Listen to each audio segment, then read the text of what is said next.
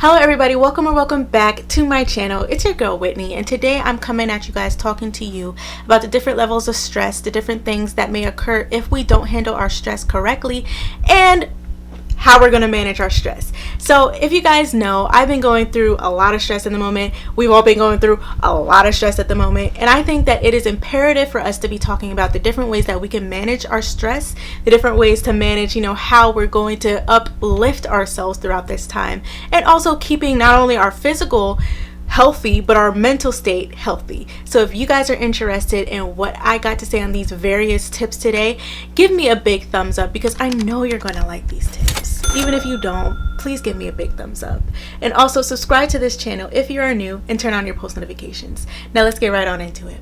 Now, the first tip that I have for handling stress is that I suggest having a stress diary or a stress journal. Now, when I first started out, this stress journal or the stress diary, however you want to call it, basically writing it down or putting it down on paper, when I first started this idea, I just did not want to do it. I was like, why am I going to write down the various things that are pissing me off? Like, that don't make sense. And then I'm just going to read it over and get pissed again. One thing that I want to tell you guys is that for me, right, I'm just telling you the various things that worked for me, and then in turn, it may help you as well.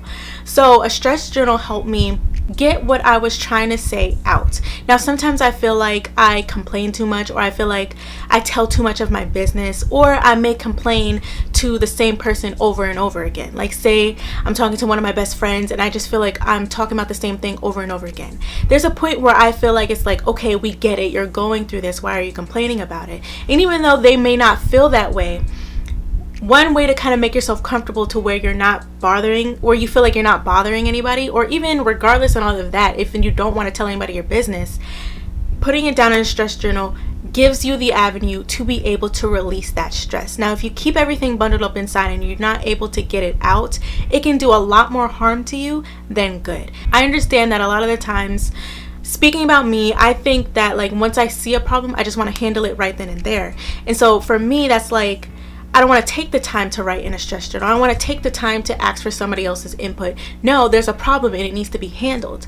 But also, one thing that I want to mention about dealing with stress is that you do have to take a step back and kind of think like, okay, there are some things that are not in my control.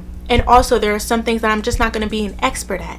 So maybe I should reach out to somebody else, or maybe I should kind of get that stress out, or get whatever it is that's on my mind out in some way, shape, or form. And that is the purpose of the stress journal, is to be able to release the stress in some way, shape, or form. And these tips that I'm going to give you guys is going to help alleviate your stress in any which way or form, right? Like whether or not you don't want to tell somebody, whether or not, even though I kind of don't suggest that, but whether or not you think that you need to handle your problem right then and there.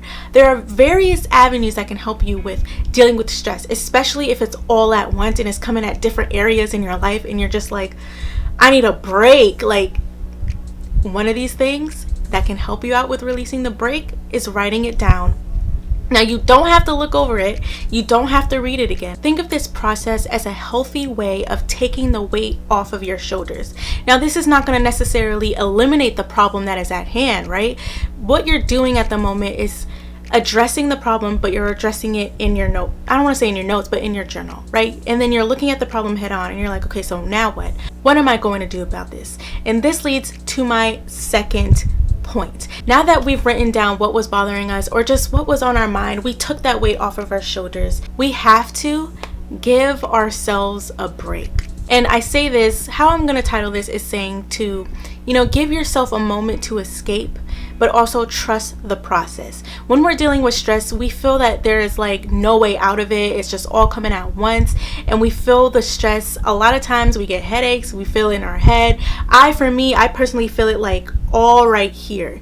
I know that sounds weird to think about that, but when you're having a lot of stress or an emotional toll on your, I guess you can call it your psyche, on your brain, whatever, it is a literal weight on your shoulders. It may not be physical. You may not be putting actual weights on your shoulders, but you feel that as if you are.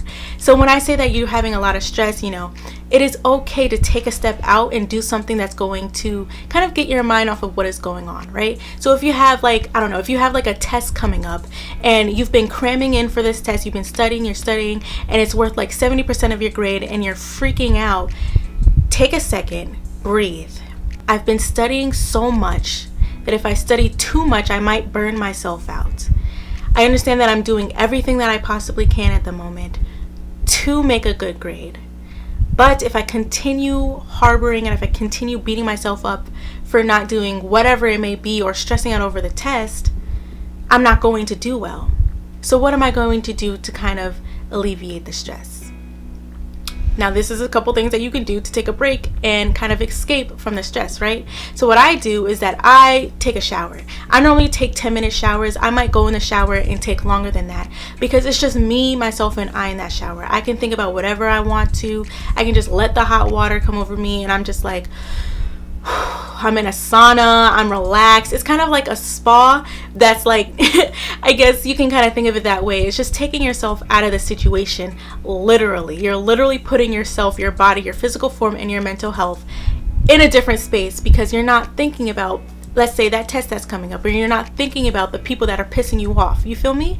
Like taking yourself out of the situation, even though the stress does need to be handled, giving yourself a break and trusting the process that you're going through is going to allow yourself to look at your situation and say, maybe stressing out over this is not going to do any good. So what is a different approach that I can take in order for me to do well, but also not burn myself out? And so this leads to the third tip that I have for you guys. Your feelings are valid. Now, what are you going to do about that? If you're stressed out, if you're pissed, if you're annoyed, if you feel like you're not doing well, if you feel like everything is falling apart, you're valid, okay? Because that's how you feel. Like, there's nobody out here that can tell you how you feel. If you, like, okay, for example, for me, right, with a lot of the stress that's been going on, I have felt like everything in my life was just falling apart. But then I had to sit there and say, what am I going to do about it? And so this is what I did about it. First, I told myself to stop thinking that way. Stop thinking like everything in your life has fallen apart. Because this right now, what you're going through is temporary. It is not permanent. Do you think that in 3 years you are going to be in the same situation that you're in right now? Given, I was like, listen, 3 years is a long time. But at the end of the day, it's truthful. Do you really think by this time next year you're going to be in the same situation that you're in right now? Even if you are you really wanting to feel this way for the next year? No, not at all. So stop thinking like your life is falling apart in every single category. What are you going to do about it? I said, okay, I'm going to stop thinking that way. What is one thing that I have in my life that hasn't fallen apart? I wake up every morning. I get to see my family every single day. I breathe every single day. I am not sick. I haven't contracted what's going on. I'm free of it. And that's a blessing because there's a lot of things that could have been happening to me in my health, in my mental health right now that hasn't occurred. And even though that may seem, I don't want to say it seems small, but it's just kind of like, okay, yeah, but I'm still stressed. It's still something to be thankful for because everything in my life hasn't fallen apart. It may feel that way. And yes, I am valid in thinking that way. But what is that going to do to help me? That's not going to make me keep going forward. That's not going to make me produce these videos. Thinking like everything is falling apart, if I act that way, then everything will fall apart. You feel me? Like if you put that energy into light, then it's going to keep on going forward. You can literally change the course of your life simply by what you put out into the world. So I was like, you know what? I gotta be positive. I wake up every morning. I have my phone. I pay my bills. Even though I don't have a job, I have a mother who's working her butt off to keep the roof over our heads. I take care of my family. Everyone is alive. We're literally okay. We have groceries. We have water. Even though some of the food that we have over here I may not love because I want to be healthy and stuff like that, and it's very not healthy, at least I get to eat. At least I get the option to eat either healthy or not healthy. You know what I mean? Like I have options. So even though these different categories, these different things in my life have been very negative, what are we going to do about it? And that's another thing that brings me back to my first point, to the stress journal, where I'm like, I write down what's bothering me and how I can tackle those things. An example, I'm unemployed, right? And I'm studying for the LSAT. One thing that I've kind of come to grips with is, this may go more for my spiritual and religious people out there, but one of the things that I've kind of, I don't want to say accepted, but I've learned along my journey is that right now, God does not want me to have a job. He wants me to take care of my family, and He wants me to study all day long for the LSAT. And so let me tell you how I know that. A lot of the jobs that I've been applying to, I am overqualified for. And it doesn't make sense as to why I'm not getting it, right? I have approximately 6 years of restaurant experience. I was a host, I was a server, and I was a bartender. Why am I getting rejected by all of these places that only require you to have 6 months of serving experience or no experience at all? Why can't I roll silverware for people? Why can't I be a bar back? Why can't I just be a runner? Like, why can't I do that? And all these places have hiring symbols, right? Why am I getting rejected by McDonald's? That doesn't make sense, And I have a master's degree. No, well, some places I do understand why I was, rejected, because if you're overqualified, then it doesn't really look like you're going to stay for very long, which I'm not. But, like, it just doesn't look like you're going to stay very long. And so I got to a point to where I was like applying to jobs like every single day. I was applying to like over 20 jobs a day, things that were like ridiculous. And I just was not getting anything. I even got into different interviews with people. One interview was really scammy, but like I even got into different interviews and I didn't get the job, but everything just seemed to vibe perfectly. And I'm like, maybe God is trying to tell me that right now is not the time for me to be employed. Maybe I need to start back up my search after the LSAT so that way I can devote every bit of me into this score that I'm trying to get, and also I can be able to help in the household. And so kind of accepting the path that my life is going at the moment also changed my outlook on my situation. I was very stressed out at the point that like it was driving me crazy, and I was definitely getting depressed because I'm not used to staying home. I'm not used to not doing anything and not moving. What I'm used to is working exceptionally hard at everything that I do, because those are things in my control, right? Like if I put every bit of me in my goals and in my, in my job, I guess, like I like to put 110% in everything that I do. And if there's a mistake or if there's like something that I need to learn, it's an opportunity to learn. That's just how I function. And so kind of moving forward, I was like, okay, maybe God's telling me to just take a step back, relax. Like, Whitney, you don't need to be 110% on everything right now. Focus on yourself. Focus on your mental health. Take care of the people in your life right now. Like, they need the most help right now. You're not putting yourself on a pause. You're still working towards your goals, but your attention doesn't need to be 110% here at the moment. Like, and putting it in an outside occupation, I should say. When after the LSAT, I can work whenever and I'll be straight. Like, I feel like God's telling me like your life will be a lot easier if you just listen to me. And so that's something that I've genuinely come to terms with as far as, trusting the process. So I've somewhat stopped applying for jobs because I was looking at Uber Eats, but then in my process in doing Uber Eats, a few of it worked and a few of it didn't. And I was like, it doesn't make sense how Uber Eats is not working. So I just kind of stopped my process. I was like, all right, God, okay, let me just chill. So I just chilled and I stopped my process on Uber Eats, and I'm just like, you know what, I'm sorry. Like I do this thing where I take the wheel a lot, and I'm like, let me just sit back. God, you got it. And so that's one thing that has helped me out. So for my people out there who believe in Christ, just step back, trust the process, trust that God knows what he's doing. You know what? You got it.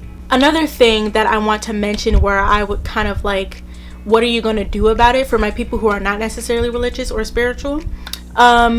One thing that you can do about your stress is burning candles. Now this is going back into my spiritual thing, because my sister is very metaphysical, right? Like I think that's the term for it. And she's very into the kind of like burning candles, speaking things into existence, having your affirmations.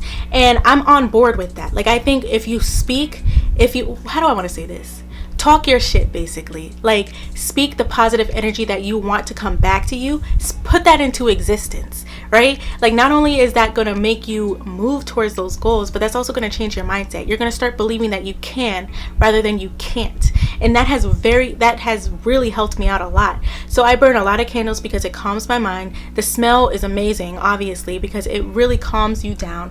I also have a few crystals that I could probably talk to you guys about that I am convinced works, because I personally feel like God wouldn't have put that on this earth if he didn't want us to use it in some way positively, right? I feel like the earth, this is this is going off on a tangent, but I feel like God put a lot of things in the earth for us to use and for us to be kind of use it as like a healing properties. Like, for example, in a lot of Caribbean cultures, a lot of people get healed from I don't want to say mental things, but like a lot of physical sicknesses. A lot of people get healed from a lot just from the herbs in the earth. None of this modern medicine that's ridiculous. Like, all you got to do is put some ginger, oranges, the little spices in a pot, smell it, and you're good. No, like, I mean, obviously it's more than that, but you know, like, there's a lot of remedies in this earth that I feel like helps, and that could be like a different topic on a different day. Like, I'm kind of rambling at the moment, but for my people out there that are not necessarily spiritual or religious in any way, keep yourself busy, right? Don't forget to do your own hobbies. Even though you are very stressed out, say you play an instrument, play your instrument for 15 minutes a day, right? Or even just 5 minutes a day, because that just puts you in a mood to where you're able to just take a break and think about yourself. Do some self-care, take a bath, do your skincare as well. There are different things that we can do that can calm us down, that can kind of take us out of the stressful moment and just focus on ourselves. So that leads me, not necessarily, but to my fourth tip. Now, I know I mentioned earlier that you don't have to talk to somebody, right? Like, if you don't like to talk to somebody, I don't want to force you to do that, is what I meant. But what I suggest, and I highly encourage people to do this, is to be able to have a confidant, right? Be able to talk to somebody about your situation, because not only is this another person who may have been in the same situation as you, they can also give you a different perspective on what is going on in your situation. Or even if they've never been in it before, they can just be an outlet for somebody to talk to, right? Sometimes people don't really necessarily want to write down their problems. They want to talk. Sometimes people just want to vent. Sometimes people actually need advice. And a lot of things for okay, let me put this into perspective, right? When I'm feeling some type of way, or when I'm angry, I don't like to talk about it. Like, I don't want to discuss it at all, because it's just like, we can't do anything about it right now, so let's just forget about it, right? Like, that's not healthy. That's very toxic. So for me, one thing that works for me is if someone constantly says, okay, so what's wrong? How are we going to do this? What do you want me to do? And things like that, right? The thing is, it's like, once I tell somebody, I feel so much better. And I don't want to admit this, but I do feel so much better. I feel like the weight is also lifted off my shoulders, but more so than just writing it down, right? Someone is actually listening to me. They're actually caring about what's going on in my life. And it makes me feel important. It makes me feel bigger than the problems that's going on at the moment. Why? Because I'm not alone. I'm not sitting here dealing with this by myself. I have somebody who is praying for me. I have somebody who's hoping that things get better. I have someone who is listening. And I'm saying in general, when you have somebody to talk to, you genuinely feel like you're not alone in this fight. So I really encourage you guys to find your confidant, find someone that you trust, who's not going to put your business out there, because that's going to just make shit worse, right? And so just talk to somebody. And even if you don't have anybody to talk to, you can talk to me. Now, I do want to mention to you guys that I do have a segment here on my channel called A Writer's Scope, where you send to my email whatever problems that you're going through. So if you feel like you don't have anybody to talk to, you can send it to me. I will give you my advice. The point of a writer scope is that, like, I read your email. Everyone's anonymous. I read your email in the video, and then I give you a list of things that I think you should do, and then in the comments section, people will tell you what they think they can do, what you can do in your situation as well. So you have a community of people who really care about you and who want you to succeed in life, because that's what we do on this platform. We want everyone to exceed, and we're all here to help everyone and anyone, even if it is just one person. So moving on to my last tip. Lord Jesus, please do not forget to take care of yourself. I'm going to admit that I have forgotten to take care of myself, which is why I somewhat fell into a little bit of a depression. And once I caught myself in that situation, now let me say this. I don't want to say lucky, but I was experienced enough to recognize the signs of depression, because I have been depressed before. And not to mention, like, I was around family members who were like, hey, like, I think you're a little bit depressed. Like, you're sleeping too much in the day. You're not really doing anything. You kind of have a pessimistic view on life at the moment. And you're not normally like that, right? And so a part of me change. Like I was starting to resent different things in my life, different people in my life. I was being very negative on what was occurring in my current life, right? And so I had to say, okay, Whitney, you are not acting like you. What are we going to do? And so for one, I took the step and I told my friends about it. I was like, guys, I think I am depressed. And that was a step for me because I was like, ooh, I don't even want to talk about it. I didn't want it to get worse than what it already was. So I was like, okay, so the first step, obviously, I recognized that I was spiraling. And so I was like, okay, Whitney, you need to step out of yourself for a minute and you need to seek help. And so I talked about it. And not only did I talk about it, but I started to incorporate different things in my life that I enjoy doing. So I started writing again. I started going back to the stories that I used to write back in the day, and I started rewriting them because it was hard for me to think of new stories to write. So I was like, well, let me read the old stuff that I've written. And in that turn, I was reading a book. Even though it wasn't published or anything like that, it was something that I've written back in the day. I was reading poems, things that I love doing that I didn't have time to do before. I was making time to do those things. I was making time to enjoy the various hobbies that I used to love doing. And even though the stress did not necessarily alleviate, it was easier to manage. I started to feel better with what I was doing. So with all that being said, I hope that I helped you guys out. I just wanted to come up here and tell you guys, the various ways that we can handle and manage the different stresses that's going on in our lives. I wanted to come to you and tell you how I've been doing it, and hopefully that can help you out. Say you didn't know what to do in your stressful situation. These are the tips that have been working for me, and hopefully they can help you as well. So thank you guys for joining me today. Don't forget to like, subscribe, and turn on your post notifications so you never miss when I post a new video. Also, follow me on my socials. They will pop up on the screen, and they will also be down in the cards below. Leave a comment down below what you think about these tips. Also, don't forget to hit me up in my email. I love when you guys email me. I will absolutely love to bring back a writer's scope. So thank you guys again for joining me today, and I'll see you next time.